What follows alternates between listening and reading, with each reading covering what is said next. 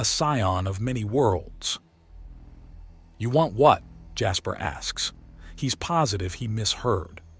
He had finished his outreach in the breakaway empire, and according to all communication, there was perhaps 6 days until rescue arrived. At this point, only some gigantic horror from beyond or a massive pirate attack could stop them from arriving in a very respectable time frame. So he was doing what he could to calm everything down and put out as many brush fires as he could to streamline the process. You've been going around playing hero, playing liberator and righteous conquering queen. Well, that's what you need to do here. The pirate crew of the Broken Soul. They need to be broken, the ship shattered and scattered into the ocean currents and their heads on spikes. The representative of the city-states tells him. He had been skeptical as all hell when a single woman and her entourage had arrived in the Aridus Valley while claiming to be a representative of a pointedly divided group of interests and peoples. However, she had many, many letters of marque, and each one had been examined by not only him, but more learned members of the Starseekers. They were legitimate. The city-states apparently agreed on one thing above all else: break the Broken Soul and kill her crew. He gives the Lyrak woman an odd look and she shudders. Apparently she really doesn't like her thorny eyes. So he closes them. His antenna will more than suffice. My apologies. No. While I appreciate the gesture, you do need your eyes to read. My antenna will suffice, he answers. Now, I have no doubt that a ship with the moniker the Broken Soul has an interesting history. Could you be so kind as to share? Oh, I'm certain that you're clever enough to figure it out, she remarks, and he huffs. Indulge me, Balana. He replies, and she looks somewhat cross at this. Balana? My name is Lady Balana. It is either your proper name or a title. I may not have ears to your sight, but I am still very capable of hearing things when you whisper to your guards so close to me, he says. In truth, he had read her lips through his antenna. People think they're so clever when they whisper behind someone's back, but that only works when you're actually hard to keep track of. It just means representative. Balana was the name of the first woman to come close to uniting the grand cities. So everyone that speaks or deals with a large enough group of them is called Lady Balana, she says through mildly gritted teeth. People make all sorts of wonderful facial expressions when they think you can't see them. I see. I will take your word for it. However, you have been introduced to me as a representative and been referred to as Lady Balana. While I appreciate the fact that I am unmistakable in my profile and appearance, and I need not introduce myself at this point, I'm afraid you're not quite as infamous.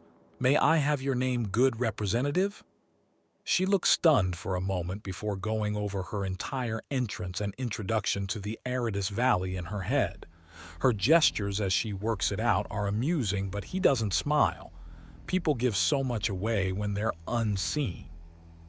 My apologies, Starseeker. I am Patrice Incisor. I sit on the Council of Greater Armor, the city most ravaged by the Broken Soul, and it was my suggestion that we have you track them down. Of course, but ignorance is a weapon that cuts the wielder.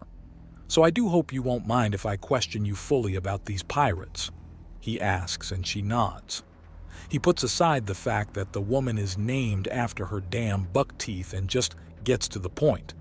What have these pirates done that has as many as half the city-states banding together to oppose them? Who did they kill, or what did they take that was so valuable? It wasn't any one specific theft or insult that did it. However, they have been haunting our sea and river-based trade for years and have been deliberately spacing things out in such a way that many of our states start to argue over who has jurisdiction, and they're always conveniently moving through territory of someone whose forces aren't yet mobilized. And a specialized army of hunters permitted to move through all territory hasn't been proposed, Jasper asks in confusion, and Patrice openly sighs. Oh, it has. Believe me, it has. Unfortunately, the knightly families are clamoring over who will receive the honor, and their rivalries amongst each other are far fiercer and bloodier than the merchant trade wars. We need a neutral party, someone that doesn't offend any of the knightly families. Unfortunate indeed, but fortunately, a new neutral party has recently arrived. Jasper notes out loud, and she smiles. There are grudges against all known nations and old orders, but with you being a massive force that has drawn itself across old lines of hatred, the situation has changed. Ordinarily, you conquering Miru would anger some and please others, but you then immediately reached out diplomatically to the Goldlands and then aided Greenstone. That certainly sent out interesting messages. That you're allied with the Mountain Clans and the Grand Midwives while being a great authority in the Star Seekers is just confusing. Furthermore, we have heard that you have outright dined with the Empress of the Breakaway Empire after fighting in the arena there. I've also been using a device to speak with the Serpent Empress at range and am on good terms with the woman. That's exactly it.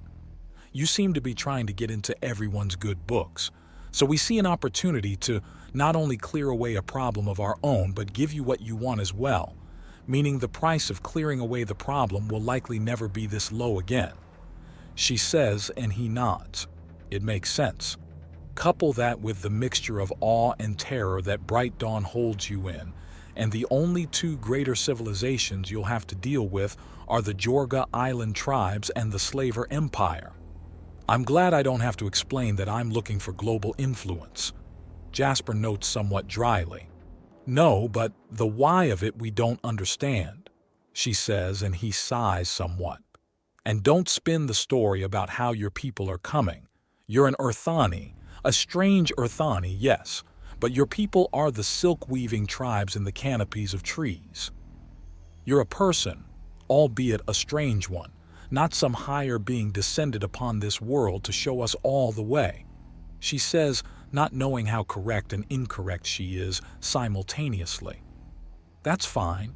You don't have to believe the hype in order for me to get what I want, he says casually, and she snorts. Oh, please. You're making some kind of empire bid, aren't you? When you fail, your army has to go somewhere.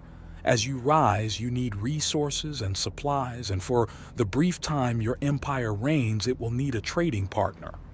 Every step of your plan benefits us. So long as we get to you now and have you do us a favor, we can literally profit from everything. Rise, reign, and fall, she says.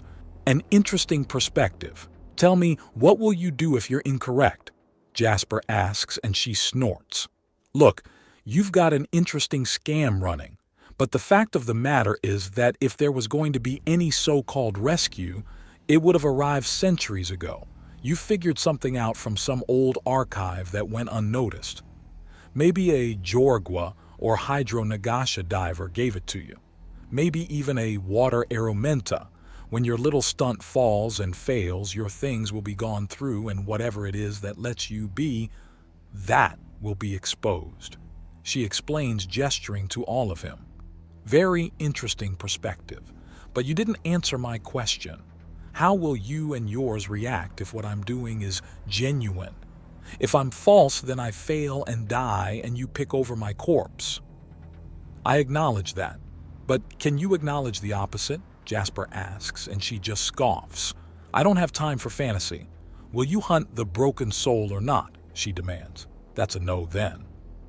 I'll take some time to study their movements and actions unless you have the material I need to hunt them down myself, he asks, and she snaps her fingers.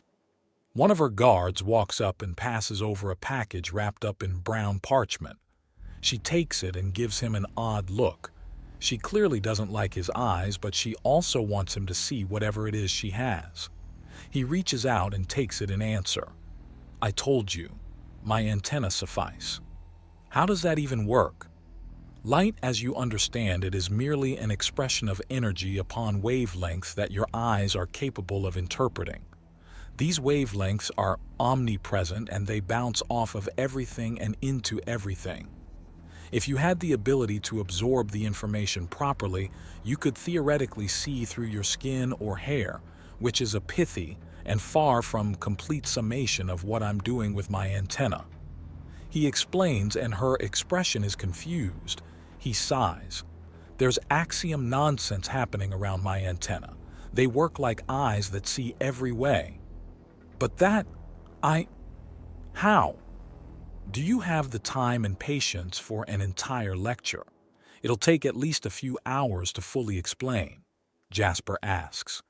The Emmanuel part of his being really hates preventable ignorance, and the part of him made from Horus is in complete agreement that stupidity is a sin that should be corrected.